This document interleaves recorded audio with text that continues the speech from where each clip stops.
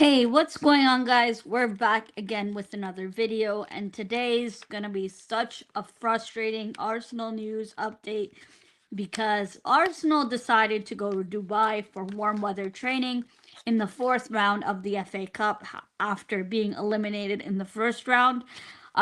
Looks like at the moment our striker options are Raheem Sterling, Leandro Trossard in attack, Ethan Waneri, Miles Lewis Skelly, Calafiori, Gabriel Magalhaes, William Saliba. Oh yeah, and in January we signed someone called fucking no one. This attack bloody stinks, is frustrating and already compromised as it is, and Arsenal signed F all this January window. And so be it. Typical of the same old Arsenal. Arsenal now have another injury crisis on their books as Kai Havertz sustains an injury in Dubai during warm weather training. Looks like it's muscular related injury concerns with scans to be done. We still haven't heard the results of the scans according to Team News and Ticks, but it looks like it's a very worrying injury according to the words of Fabrizio Romano himself. Team News and Ticks and Sammy Mukbel for the Daily Mail, who's been quite reliable this season. Sammy Mukbel himself says it's a worrying injury scare on the club's training trip to Dubai. Kai Havertz got injured in training. He's still in Dubai, with Arsenal having to leave Dubai tomorrow, as we have a game away on Saturday at the King Power Stadium. Now our attack looking as thin as it's ever been. We're now having to play either Sterling left wing, Miles Lewis Skelly left wing, and Ethan Waneri right wing, with Trossard as the number 9. Having failed to sign an attacker in the January window, we continue to put a lot more pressure on Kai Havertz, who's been the club's top goal scorer this season with 15 goals, and any unavailability with Kai Havertz is, for most part, a huge blow to our attacking assets and trying to compete with top of the table Liverpool as it stands. For me, I'm also going to be talking about another player who we've been kind of not hearing updates regularly, is with regards to Takehiro Tomiyasu, who still plays for the Arsenal and is still in our books if you have forgot about it. I know Arsenal tried to be sneaky with the Kai Havertz injury and posting pictures yesterday on the official club website with Kai Havertz in training, but it is true he is injured and he will be unavailable to play for the Leicester game. There is currently no indication of how long Kai Havertz is going to be out injured for, but when journalists like Fabrizio and Sammy Mukbel, even Team News and Tix use the words worrying, you expect that it's going to be longer than 3 weeks, and it could be that 4 to 6 week time frame, which is where we have some big games coming up. We're not in the playoffs of the Champions League, thank God. We don't have to play over 2 legs to qualify through to the round of 16 automatically. But we're still waiting, and we're still in the Champions League, which we could either play Juventus, Feyenoord, PSV, or AC Milan. I know Juve won their game today, and nice to see Real Madrid keep Erling Haaland and his dad humble at the Etihad Stadium today. C. Walder, thanks for joining, an FPL veteran. Hope you're well. Hi, Stan. Hope you're well. A really good show on the other day on Arsenal Fan Circle. Nice to see you back on streams. It's been a while since we've heard you on panels, so nice to see you back earlier this week. Jose, big up to you, my friend. We'd be fucked right about now. You can't make this shit up with the Arsenal. It is so typical of the same old Arsenal, where we failed to sign attacking assets in the January window, knowing that our attack is so thin. Not only knowing that, but the amount of attacking assets we looked at could fill more than these 5 sheets of paper that I have in my hand. We looked at so many attackers within Europe, within the Premier League and outside of the Premier League, and you're telling me we thought we all our tough fixtures are done. Have this team forgot that we're still in the Champions League, or are they expecting us to be eliminated from the Champions League in the round of 16? Have this team forgot at that time we were still in the Carabao Cup second leg, which I know isn't really a game you could say we were still in because we were already 2 goals down and we got destroyed by Newcastle. But at that time, we were still in the competition, and that's my point. But this board really went Benjamin Sesko, nope. They went Nico Williams release clause, nope. Any other attacker we could have signed this window. Sending back Sterling on loan, sure, it's not an option. Sending back Sterling is probably a clause in his contract that said we couldn't have done that. We could have loaned someone even from abroad. I know that Tell deal didn't work out as we're having to pay Tottenham having to pay most of his wages, and it's an option to buy as well, where Arsenal just wanted a dry loan with an option to buy, not an obligation, with Bayern Munich refusing to do that with us. Arsenal moved on, and ultimately Arsenal moved on to sign no one. We have no striker. We're gonna have to play Trossard up front as the number 9. Let me break down the stream because it's gonna be a tough one, and we have about 15 minutes left or so for me to unpack the frailties of this Arsenal attack. And we literally are going to the King Power Stadium with only 2 fit attackers, a Finnish Raheem Sterling and Miles Lewis-Skelly, simply relying on Hale and FC. And I heard people say, I'd rather see Butler Oyedeji than Raheem Sterling on for us, and that speaks volumes. So let me cue the intro, and we'll go straight into some of the Arsenal injury updates that I'm here to provide to you guys. All in one stream, so you guys get the latest updates as we've been told with regards to the latest injuries to Kai Havertz. Tomiyasu potentially requiring another knee surgery after his knee surgery from 2 years ago has failed.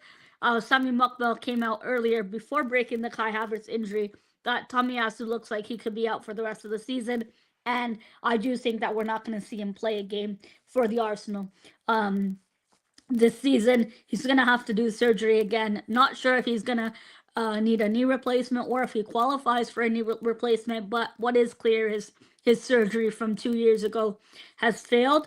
There's no indication on whether it was a surgeon's mistake or his own mistake.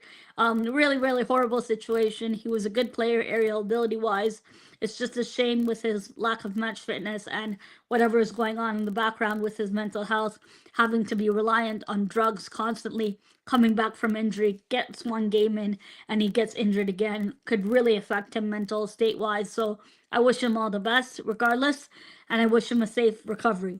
Let me cue the intro, and we'll get straight into unpacking this Arsenal situation, because this Dubai trip is not one to be happy about, as Arsenal now have another injury in attack.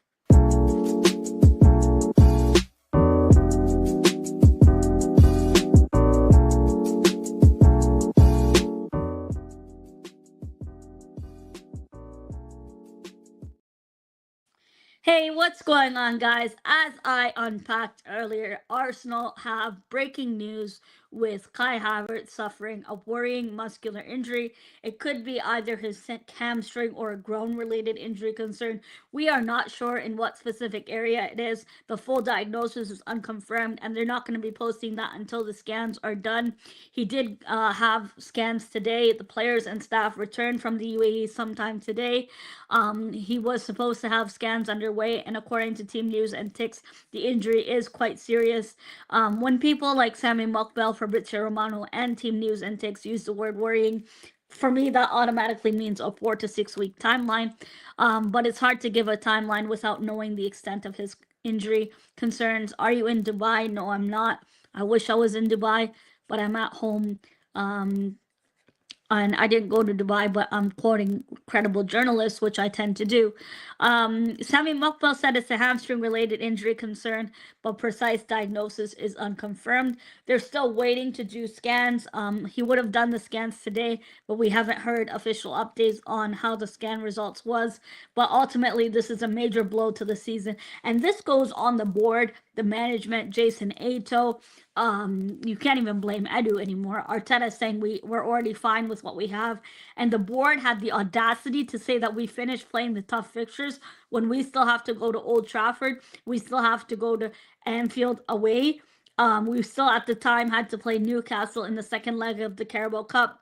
Some tough games coming up in the Champions League round of 16. We have to play either Juve, PSV, AC Milan, or I believe whoever goes through in those games. We're still in the Champions League, and this club had the audacity to sign nobody in attack, knowing that our attack was already thin and frail as it is on the board, and Mikel Arteta to blame also, with not bringing in attacking reinforcements into this Arsenal team when we desperately needed it more than ever before. It's a shame that Tomiyasu also, we received an update from Sami Mukbel earlier today that Tomiyasu is not going to be available for the rest of the season. It looks like Tomiyasu's injury from 2 years ago has failed, and Arsenal are exploring the option of knee operation for Tomiyasu again. And it seems like he's having another long-term injury, which really unfortunate for the player. He's really good aerial ability wise. I know I always say your best ability is availability, but when I'm going to talk about this Tomiyasu subject, I do want to put a disclaimer, and I'm not trying to play the sympathy card here, but we generally don't know the player's mental health or what they're going through. So I do wish them all the best. I know the club gave him time to go back to Japan to be with family and stuff, but he's had such a poor record with injuries. And I think he's going to have to undergo another surgery because the previous surgery he had wasn't done right. So I think Tomiyasu is going to be out for the rest of the season. Going under surgery again would require a lengthy time of rehab and physio to recoup. Which I think it's likely that he'll be out for the rest of the season. I think a rehab time he's looking at with the knee operation to happen again would be about 3 months of being out. And keep this in mind, it's going to be a second knee procedure that he's going to have to do. So I really feel sorry for him, and I don't think it's entirely his fault. He came back to play for Arsenal and he got injured in the first game. He returned back. You can't make this shit up, and that's as real as it's going to get with the Arsenal. I feel bad for him. Unfortunately, it's like a wheelchair Santi Cazorla type of situation. Although when Santi Cazorla's surgery failed, it was really, really bad. And I don't know if knee replacement is an option for Tomiyasu. I'm not a medical professional. I'm not going to sit here and pretend like I'm a medical professional. But I wish him all the best, and we'll see what happens with Tomiyasu. I'm not going to say it's on Arteta for overplaying the player or the training's too hard. I do think that it's just so unfortunate. Nobody predicted that he would come back in January for a game, play one game, and get injured in that game and require surgery. Also, I don't think anyone could have bet on surgery failing. I mean, usually when players go into surgery, that's the last thing on their mind is whether, especially in the UK where they have top surgeons, or they can afford top surgeons. I don't think that would have been sort of question marks around the reliability of the surgeons, but it's clear that his surgery from 2 years ago has failed him, and he now has to undergo knee surgery again. With regards to the Kai Havertz situation, I think that's what I want to touch upon more, because that's the title of this stream, and also that's some more worrying news. Arsenal now have only Raheem Sterling, Ethan Nwaneri, Lewis Skelly, and if Tierney can play left wing back, and if Arsenal change the system to play left wing back, then I would put Tierney, but Raheem Sterling, more like Raheem run out of steam because he's been so poor for us, and he's just shot for confidence, really. I know he prefers the left wing position, and the last time he played for us was in left wing, and he did all right, but it's nothing where we need in terms of expectations wise. And if we're trying to challenge Liverpool to close in on that gap with Liverpool, Raheem Sterling's not the answer. Relying on 2 academy kids from Hill End, Ethan Nwaneri and Lewis Skelly. Lewis Skelly on the left wing, Ethan Nwaneri on the right wing, and Cross right up front. For me, that's unfortunately going to be our attack for the upcoming game against Leicester. I know Leicester are piss poor right now. Probably going to sack their manager soon. I think we'll win. I think we'll crush Leicester 3 goals to 1 or 4 goals to 1. BX Jose, I did talk about this. I said Tierney could be an option at left wing back if we change the system that way. But Arteta doesn't like to do this left wing back action anymore. We kind of shied away from it. I do think that's the better alternative, and I know Lewis Skelly can play left wing as well. Maybe that's a better option than Raheem Sterling. I did mention earlier in the stream, some people were tweeting me saying, I'd rather see Butler or Oyedeji starting for us than Raheem Sterling. And that speaks volumes with how frail our attack is and how vulnerable our attack is. We have some tough games coming up. I'm not saying Leicester away is a tough game, but we're still in the Champions League, and people keep forgetting that in our board. It seems like they're already ruling us out of it. And really frustrating that we didn't sign an attacking asset. And it's so typical of the Arsenal. They have mud on their face for not having signing anyone viable in attack this January window when we already knew our squad was so thin. We were looking at attackers, a list of attackers in Europe, in the Premier League, and outside the Premier League, whether it be a permanent signing in the Premier League or outside the Premier League on a loan with an option to buy, obligation to buy, or a dry loan. And to come out of that January window having looked at more than 3 papers of attacking assets and not getting anyone is extremely frustrating and extremely weak from our mentality wise on the whole board and management wise, Mikel Arteta included. Tim Lewis saying not signing off on the Watkins deal. I understand for a 28-year-old you don't want to pay so much money, as Villa were asking for 60 million, but we bid 40 million. And bidding 40 million for a player of his caliber, Watkins, who has scored a lot more Premier League goals last season, we saw for Villa. We got 35 million for Nketiah.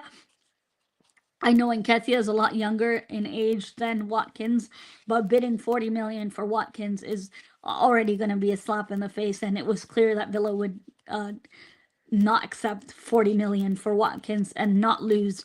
I think that was before they sold Duran to Saudi. They got a lot of money for John Duran, and look at Villa now. They won the transfer window. Asensio, Rashford, John Duran going the other way, and then now they keep Watkins. We literally could have got Matthias Tell on loan at the end of the season. You know what pissed me off with this Matthias Tell deal is Arsenal wanted just a dry loan with an option to buy for Matthias Tell, but Bayern refused the option to buy. They said, if you're getting Tell on loan, it's going to be an obligation to buy, and Arsenal didn't want to do that. So that's the reason why that deal didn't go through. Vlahovic, I don't believe there was genuine interest with Vlahovic. I do think that it was clear that the agent was trying to offer him to Arsenal again, but I don't think Arsenal were interested in Vlahovic. With regards to Benjamin Sesko, a high release clause. Nico Williams, we stopped looking at replacements for Saka because Saka was expected to be back end of March or start of April at the earliest. And when Jesus got injured is when we moved on to look at alternatives for a striker, backup for striker, as Jesus was injured. And now we have Kai Havertz injured. I already said it on my transfer deadline stream that Kai Havertz is going to have to play every single Champions League game until we're eliminated, and every single league game unless we're playing Crossford in that position. And lo and behold, Kai Havertz gets injured in Dubai. There's so much pressure on the player, and without a rest. He's playing without any rest whatsoever. And it's on the board for not getting a viable backup or a player we can alternate with Kai Havertz's position. Now our attack is going to have to be Trossard in the number 9 position, Ethan Nwaneri right wing, who's been doing well there, and left wing, if we go a left wing back, you play Tierney, or Tierney, who's been readily available, not injured, or you play Miles Lewis-Skelly. And a lot of pressure is going to be on these Hill End boys now, who I think can handle it, by the way. I don't want to hear none of this, the kids can't handle the pressure, they're not ready yet crap, which was rubbish.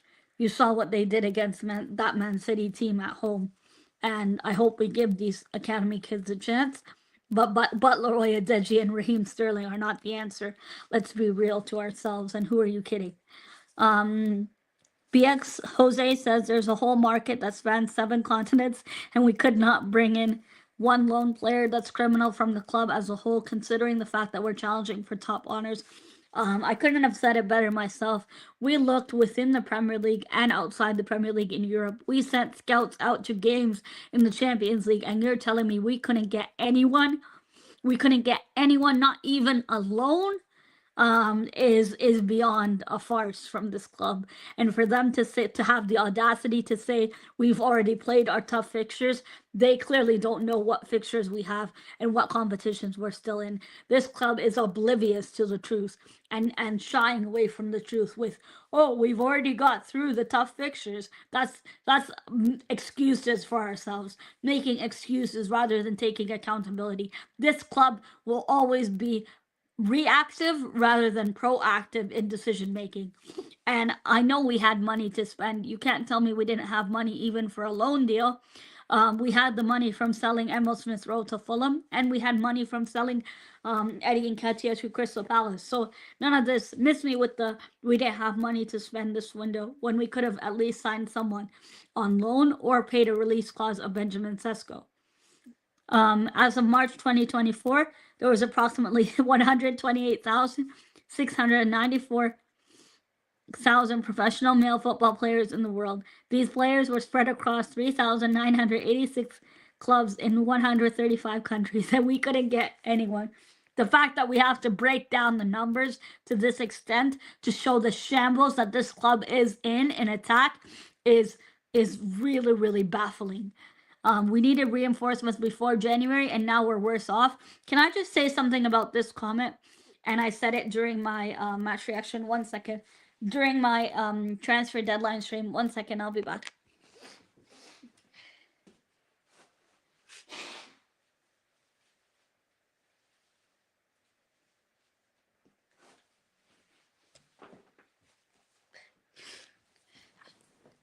Can I just say that during my transfer review stream, I said that the window not only failed us in January, the January that just ended, but the summer window, we needed a striker and attacking assets, and we brought in Mikel Merino and Calafiori, who I don't think we needed. Those were not essential positions at the time to bring in the squad. It wasn't crucial positions we needed to address, and I do think that those signings could have waited.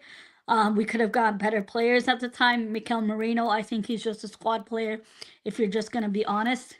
Hi, Jordan. Thanks for joining. And I agree with you, BX, 100%.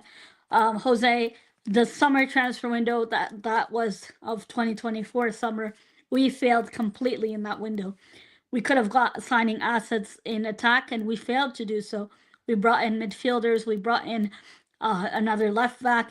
We have 15 left backs in this team and can't bloody bring in a viable striker in attack, whether it be in January or whether it be in the summer 2024 window. Hi, Wentali. Hope you're well. Good to see you. Every time I think of you, I think of Patrick and your streams. So hope everyone's well. I did speak to Patrick the other day. I'll probably not message him today after City got humbled to Real Madrid and Jude Bellingham's winner in the 90th minute. Garvin, big up to you, my friend. He says Arsenal and Chelsea are doing the same thing. Yeah, I did see that. So it looks like Chelsea are no longer going for Liam Delap and are going to play that 16-year-old kid from Kazakhstan, relying on more kids than Michael Jackson and Jeffrey Epstein. Chelsea, what's going on? You're signing all these young kids just to make money off of them, selling them in the future. Young kid from Kazakhstan, 16-year-old, gonna play striker up front, big bad number 9 position for Chelsea next season. Is crazy. I'm glad Arsenal didn't do that. I know we needed an attacking asset, but a 16-year-old kid up front, we might as well have Butler or Adeji there and Inshallah FC, because that's what we're gonna need. So going into this game on Saturday, folks, going into this game on Saturday, we're it's gonna be Trossard up front, Sterling or Lewis Skelly left wing, or if you want to do Kieran Tierney left wing back and change the system, change the formation, which I don't think we're gonna do. Ethan Waneri right back, and a whole lot of Inshallah, because even Allah can't save this Arsenal attack right now. We're really, really struggling in attack, and lo and behold, Arsenal have another injury added to their books, and can't make this shit up.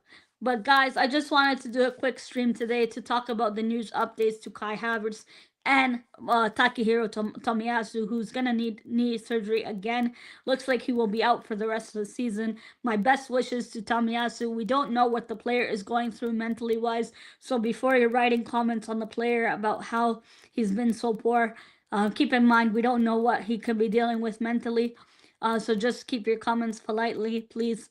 And I just wanted to share the latest updates from Sami Mokbel and Team News and Ticks with regards to the Kai Havertz injury. As soon as I find out how long he'll be out for, I'll go live to provide another update on Kai Havertz's injury. At the moment, today, Arsenal arrived back from London, arrived to London from Dubai, warm weather training, and Kai Havertz sustained an injury during training in Dubai. He did scans earlier today, so we'll get the results. Maybe we'll hear something tomorrow from Ornstein or Sami Mokbel. We don't know how long he's going to be out for, but when you hear the word worrying, my guess is 4 to 6 weeks, or it could be out for the season if it's a hamstring related injury. The actual proper diagnosis is not yet disclosed, so stay tuned for what it could be. It's a muscular related issue. It could be groin, it could be hamstring. If it's hamstring, it's looking like it's going to be out for he'll be out for the season, but we have to wait for official confirmation of that from reliable journalists or Team News and Ticks, reliable sources. With that being said, folks, I just wanted to break the news of Sami Mokbel on Kai Havertz getting injured in training in Dubai, and of Tomiyasu requiring knee surgery again after his initial surgery 2 years ago failed. I wish him the best of luck in his recovery, and Arsenal will be away Saturday at King Power Stadium, 12:30 kickoff. Good luck to this Arsenal team and our attack. We're going to need a whole lot of inshallah. Sterling left wing, or Miles Lewis-Skelly left wing, and or you play Tierney left wing back, Trossard up front, and Ethan Nwaneri right wing, because we failed to sign attacking reinforcements when we desperately needed it in January. With that being said, folks, hi Geeks and Muckleby. I'm just about to go over to Dan's channel now, folks. I'm about to go join Dan's podcast. He's doing Club Tropic Arsenal, so I'm just about to go over there, and it'll be a fun one. Hopefully he's gonna be live soon. I don't know if he's late getting set up. I'm really looking forward to the pub stream on the Gunnar Dance channel. This stream's really supposed to be a fun stream, but Kai Havertz getting injured probably killed the vibe of the stream. But we were supposed to do this summer hot weather type of stream, and having Jordan from Jamaica wearing a jacket because we're so jealous of the warm weather that he gets over there in Jamaica. The pub doors are still closed right now, but if you do want to join us, we'll be live on the virtual pub on the Gunnar Dan channel, talking all things Arsenal, and just a good chinwag. Nice to chill back and kick back and have some good vibes over there. So I'll see you all there. If you do want to hop in the chat, if you are joining on the panel, please keep it respectful. Thanks to everyone who's joined here on live and on Twitter. If you are watching this on replay, let me know what you think of Arsenal's current attacking situation. It is so dire and so bad. Take care, everyone. Thanks so much for joining. Thanks to Stan, who joined earlier, Jose, Geeks of Muckleby, Zanzi, Wantali, Jordan. Thanks everyone who's tuned in on replay as well. Take care, everyone. Have a good evening. Adios.